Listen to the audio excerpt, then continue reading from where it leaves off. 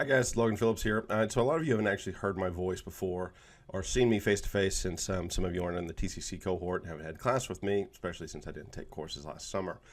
So my background is actually virtual education, where I teach a lot of my stuff is online, and I've been teaching in distance versions for a long period of time. In fact, I've specialized this to a high degree. So I'm actually really agreeing quite a bit with Leanne on the reframing the ideas of cheating. Now, I'm a little bit different than most when it comes to cheating, especially in online, because I don't think it's morally reprehensible, I don't think it's unethical, and I don't think that cheating is wrong in the confines of our modern education system. So, to give a little bit of background of who I am and where I came from and what I've done. So I, of course, grew up in a small town in West Tulsa. The education was pretty subpar, to say the least. Most of my teachers were coaches. The point of my classes was to play football. So, of course, I cheated in high school. If I cheated, I got an A on the class. I didn't have to stress. I could focus on football, weightlifting, whatever other sport I was. So the outcome I was looking for was the ability to play sports. The fastest means to accomplish that was, of course, to cheat. Now, a positive that everyone in this class at some point or another has cheated in the class, plagiarized something, reworded a document, pulled up a Wikipedia page, put it in the paper. We've all done it. With the age of the internet, it's just too easy not to. So cheating is really, for me, one of two. Sorry about that. I meant to turn my phone on silent. Okay, so I had to take a quick break, turn off my phone. So cheating for me is usually one of two specific paths. Either you're cheating because you simply don't know that you're cheating and you're plagiarizing something, or you're cheating and you do know it, but you're cheating because it's the fastest way to hit the end goal. Now, so what do we need to look at the education system is, what is our education system and why is cheating so prevalent inside of it? Now, I really think the feature of education is we have a currency or economy that focuses on grades, the A through F grading scale. That is our value system, and it's not rooted in our gold standard of education. Now, you'll ask teachers, and they'll tell you the point of a class, the point of my class is always to learn, and that's not really true. The point of your class, and the point of most people's class, is to either earn the credit or earn the grade, and to get the credit, you have to earn the grade. So we are basing our class's worth on the letter grade, not the learning of the student. So all of our courseworks, all of our classrooms, all of our institutions are actually designed for this in mind of economy of grades.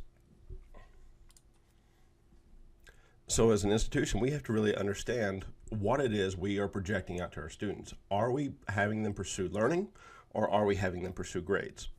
And if we're having them pursue grades, then we have to expect the outcome of the fastest, easiest path to achieve that grade is through cheating.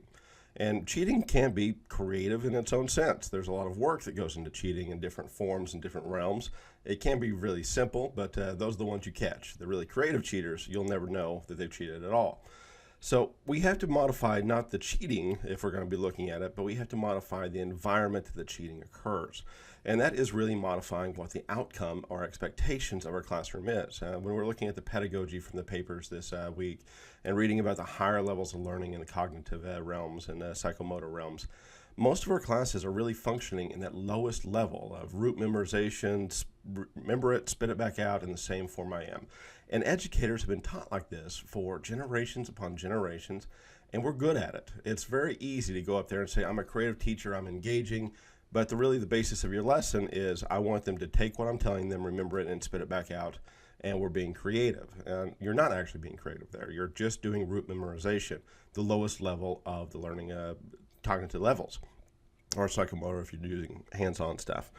So we have to really modify the systems, and we see pieces like I spoke with Travis in the discussion boards about I think it's MIT is doing open courseware, and I think maybe UCLA and the California schools have started offering the content, and now they're starting to focus on the actual knowledge. And so you can open it, see it, access it, do all the work for free anywhere in the world that you are at, but the assessment method is what's the big part. So you can learn on your own time when you're interested, how you're interested, and then specifically what you're interested in. But when it comes time to prove it, that's when they step in and have assessment methods that can't be cheated on, that they have to show up face-to-face, pay the $100 for the test or whatever. And if you pass it, you get the credit. So the function of our system is built on one, grades, and two, the institutions themselves are built on money, of course. We want students in seats so that we get tuition because that's what keeps our doors open. But the reality is those two things of money and grades do not lend themselves to teaching or learning. Our students are learning just for the test and doing giant brain dumps afterwards. And if I'm expecting that I'm going to remember all the stuff and then get rid of it as soon as this test is over, what value or what motivation do I have to actually study it, to learn it, and put it internally in me so it stays? It's a learn and dump, and cheating's the fastest way to accomplish that. It's really a learn to forget mentality that's across all of our student bodies. And that doesn't matter if you're the ESL students of Svetlana or if you're the 8th floor students of Leanne, teachers, students, we all have this mentality. I'm going to be introduced to it. I'm not going to have a choice of when I'm introduced to it, how I'm introduced to it. I'm just going to be introduced to it, and I'm going to learn it because the teacher needs me to learn it, and then I'm going to get rid of it. And so it's just not a good system that we're working in. Now, the benefits of cheating are pretty obvious for most of our students. One, they get an immediate higher grade. If they don't get caught, then they are rewarded immensely. So the creativity of cheating gets better and better so that they are not getting caught while doing higher levels of work or bigger work or more specific, more creative work that's not really creative. And so we have to ask, is it unethical? Does it actually promote bad habits, the cheating, and does it have a negative impact on students' self-esteem? And all right, let me backtrack a little bit on that. So we say cheating is bad because it rewards them for stuff they haven't earned. It has an unethical impact on the students, and it hurts their self-esteem because they didn't actually learn it. But the reality is, I don't think any of those are true. So the reasons we justify cheating as bad does not actually reflect why the students are cheating. As Svetlana was talking about her ESL students, some of them are cheating simply because they do not understand that they are cheating. Writing a review of a paper or something, like Travis said, that I have no knowledge of to begin with. How do I create my own custom thoughts without plagiarizing somebody? They've never been taught to function at the higher levels in the secondary world. And the reward system in the secondary world, especially in the United States right now, is end-state testing and our high-stakes testing, our end-of-semester testing, or whatever you want to call the testing that they're doing at the end of the semester or end of the years. So they're not functioning in our world that we need them to function in. So we have to look at what is the reasoning behind our college or our secondary. Do we want to create students that have been introduced to facts, or do we want to create creative students, the ones that can work around a problem? Now, in the computer realm, we have hackers. In IT, I've been working with a long time, and people think hackers are bad. You get the pictures on the movie screens of people with the black faces on, and they're tapping away and breaking into bank systems and whatnot. But the reality is hackers are actually the immune system of the internet and of our computers. They find the weak holes. They go through, and if the website has a spot that's missing that they can exploit, they do. Now, you can say that it's ethically or unethically, that they're doing it for good or bad, but the outcome for IT is always to the betterment. If you have a hacker hack and you discover it, then you can modify your system to overcome that piece. Cheaters are the same immune system of our education systems, or at least that's what I think. This is completely personal feeling. Cheaters exist in a system that's broken. They find pieces that they can exploit, and then they proceed. If they get caught, then the instructor or the institution is required to adjust, to modify, and the education system itself can become better. So they are actively finding weaknesses in our system at all times, and we're having to adjust and recreate and advance and evolve our systems, which will eventually take our classrooms up to that higher levels of pedagogy and up to our higher levels of curriculum, where we're actually in the creative knowledge realms of our cognitive domains. So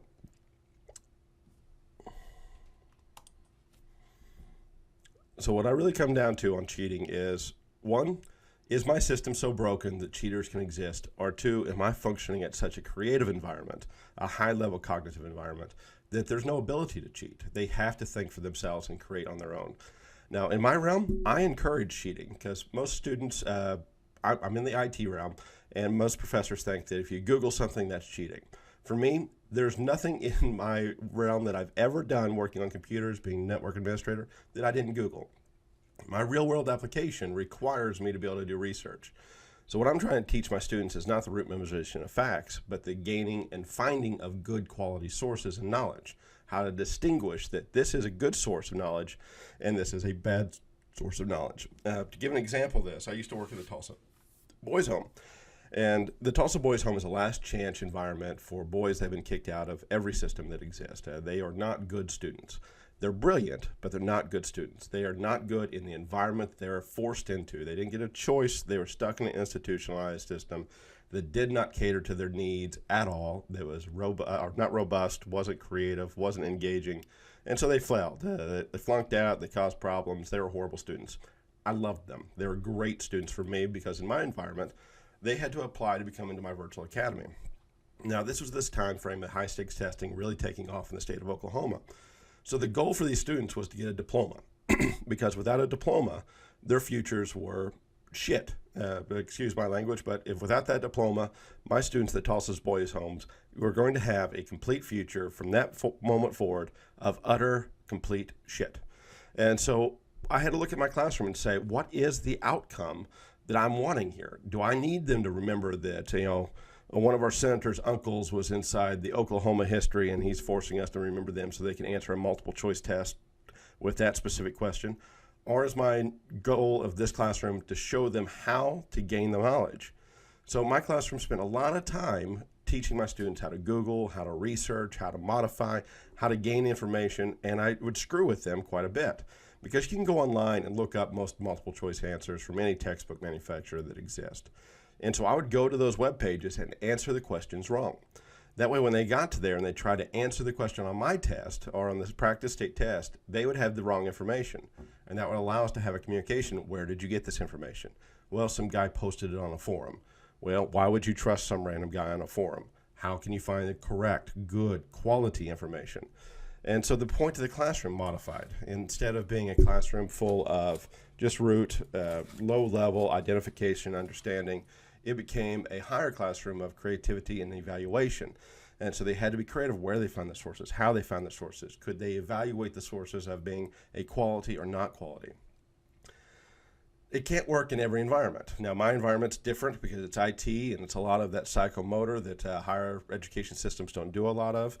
And so, in nursing, I don't want my doctor or my nurse Googling and trying to cheat their way through basic anatomy. I want them to know that, left and right and my appendix is wherever my appendix is because I have no idea. So it doesn't apply to all realms. But if you can accept that in your classroom that cheating is going to happen, then you have to accept the idea that maybe your classroom is poorly constructed. And so you either have to modify so that cheating can't, which means you're going to take your classroom to a higher level of pedagogy, or you're not, and you're going to just accept that people are cheating. So that's my ideas on cheating. Sorry about the 15-minute long video. If you have any questions, comments, concerns, my office phone number is 595-7485. I'm at the Northeast Campus at A132. You can reach me at my email, logan.phillips1 at tulsacc.edu. And for the classmates, I encourage you guys to come check me out on Facebook. I do instructional videos all the time like this with a green screen behind me. I cover the history, the ethics, and all kinds of stuff about technology, integration, where society is taking us, the great AI revolution. And I get into that kind of stuff. I'd love to have you guys on social media to have some people with actual impact and responses that are worthwhile of hearing. So guys, I'm Logan Phillips. Sorry about the video. It's how I do things. I've also posted text-based, but this is me. If you have any questions, comments, concerns, I'll gladly respond to this video or your discussion board post about me. And I hope I'm enjoying the class and enjoying the discussions with you guys. All right, as Jimmy Buffett says, have a very fruitful day. Bye, guys.